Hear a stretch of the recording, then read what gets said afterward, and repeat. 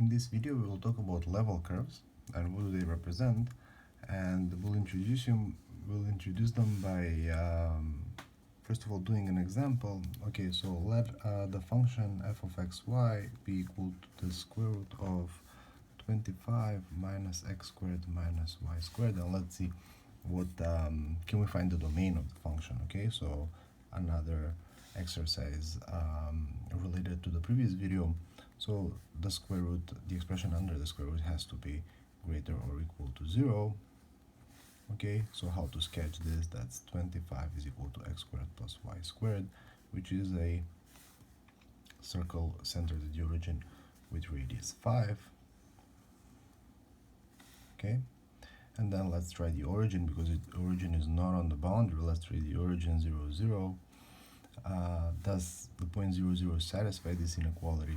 Yes, it does. So the interior of the circle is going to be the domain, of the function. So any ordered pair of x or y in this circle and on the circle as well, because it's greater or equal to 0, is going to be part of the domain.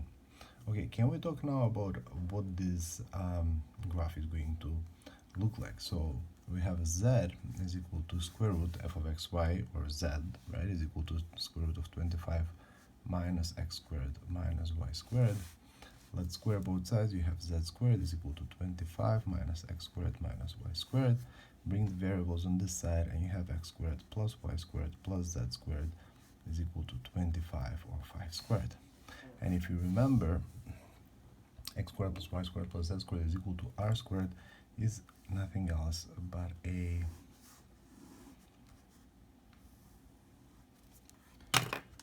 is the equation of a circle, of a sphere,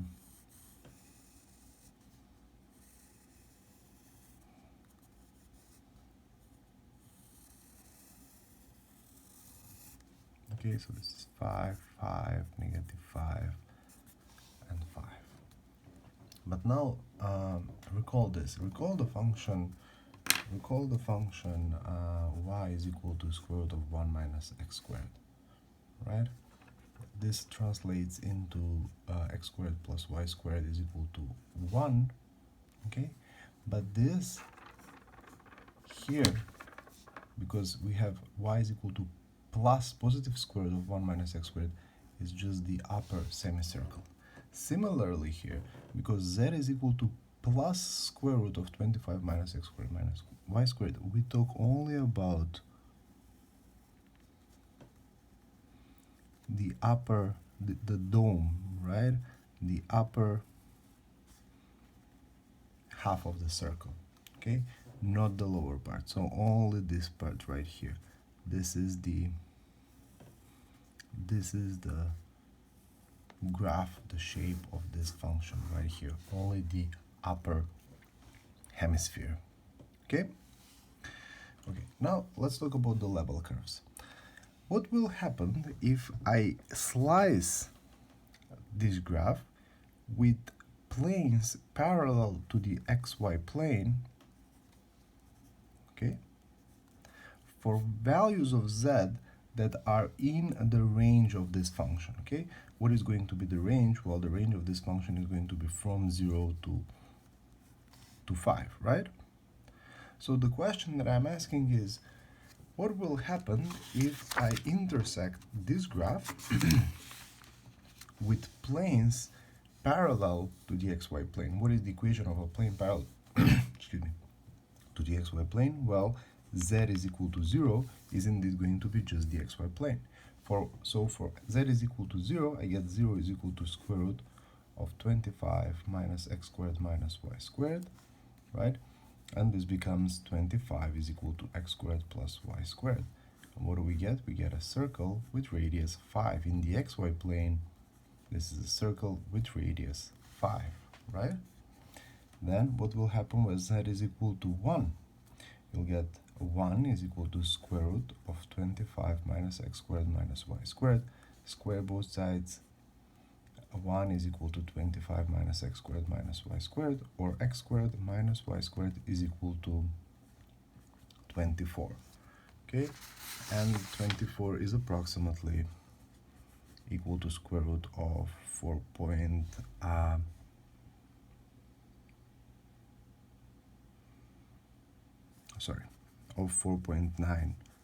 squared, okay?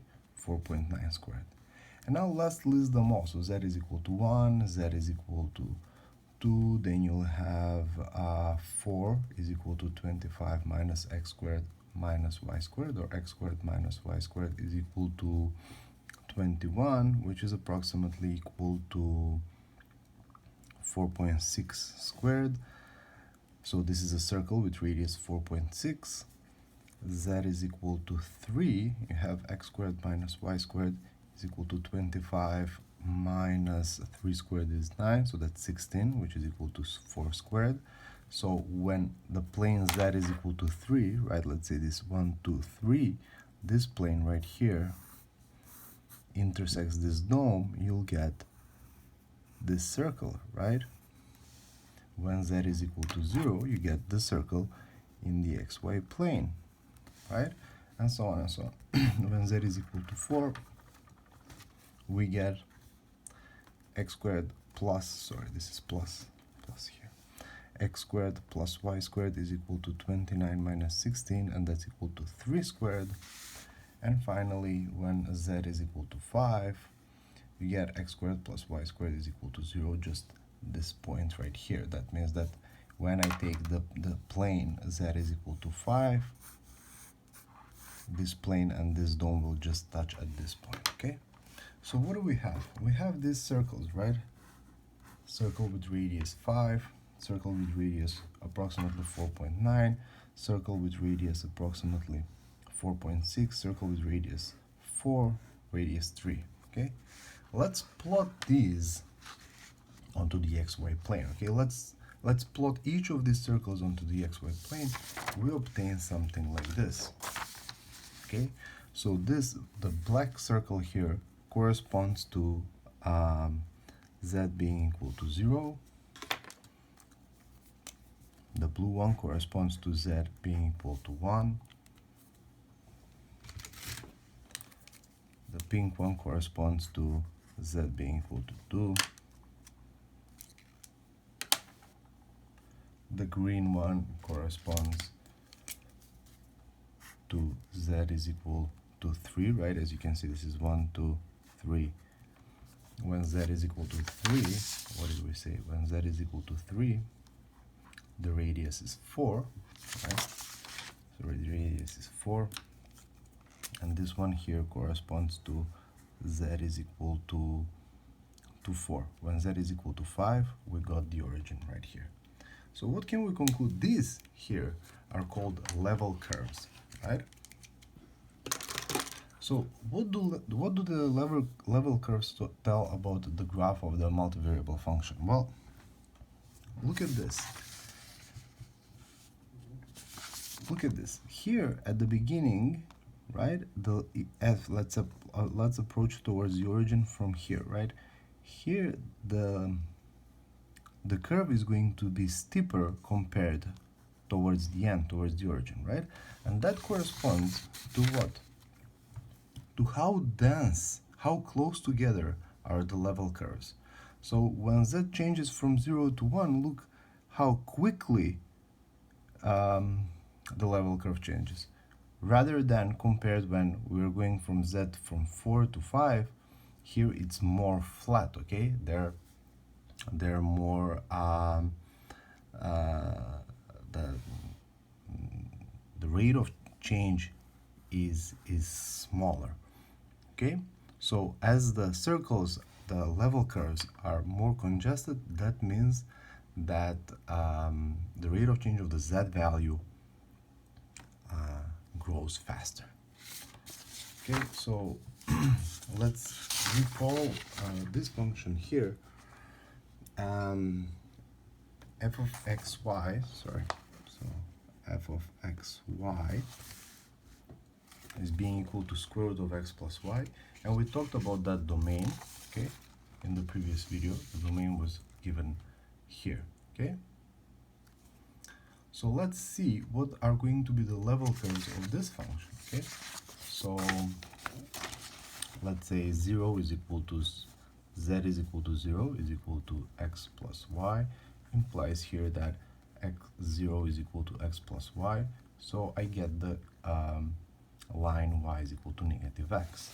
When z is equal to 1, being equal to x plus y, I get 1 squared is x plus y, or y is equal to 1 minus x. When z is equal to 2, being equal to x plus y, as you can see, how do we get the level curves? Well, we just intersect our function, our graph, by a constant value for z, which represents a plane. So here I get 4 is equal to x plus y, so y is equal to 4 minus x. Okay, and if we plot this line into the xy plane, okay, we will obtain what each of the level curves are going to be lines. This is what we have. Okay, so look at how, because the first two are closer, that means that the z value, this is y, means that the z value will increase much faster at the beginning, and then it will slow down increasing. And then if we are able to, if I am courageous enough to sketch this function, so let's say that this is the positive x-axis, the positive y-axis, right? From the domain here, right, look at this line, the line y is equal to negative x, only the function is only defined here, so this is the line y is equal to negative x, and then the function f of x, y, z is equal to square root of x plus y will just have this kind of shape, right? So the increment is going to be much faster at the beginning, and then it's going to slow down, so it's going to be something like this, which corresponds, right, to the function in 2 dimensions, right, where this is y is equal to square root of x. The rate of change, the slope is much steeper here rather than as x increases. Okay, something similar will happen to the second example that we did last class. For this example, we said that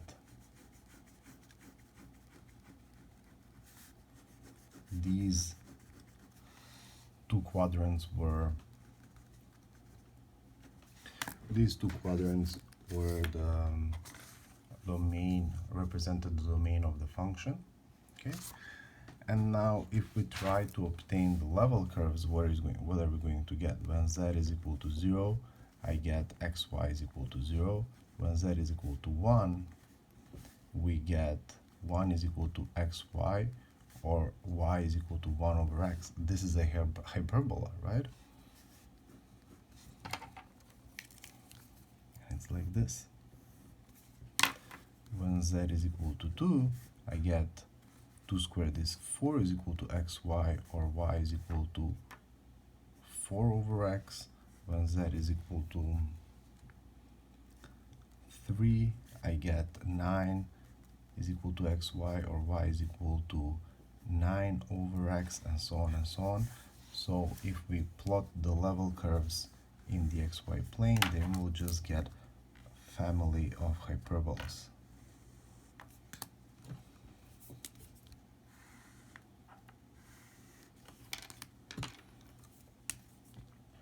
And again, here, if I just try to sketch this function in 3 dimensions, that's going to be a bit too difficult for me, but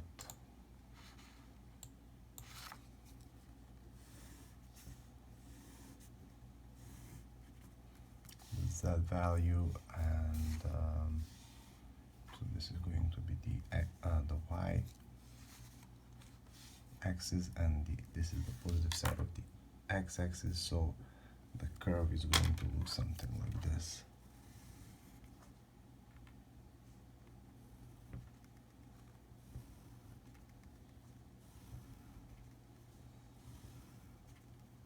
And of course on this side also it's going to have the shape of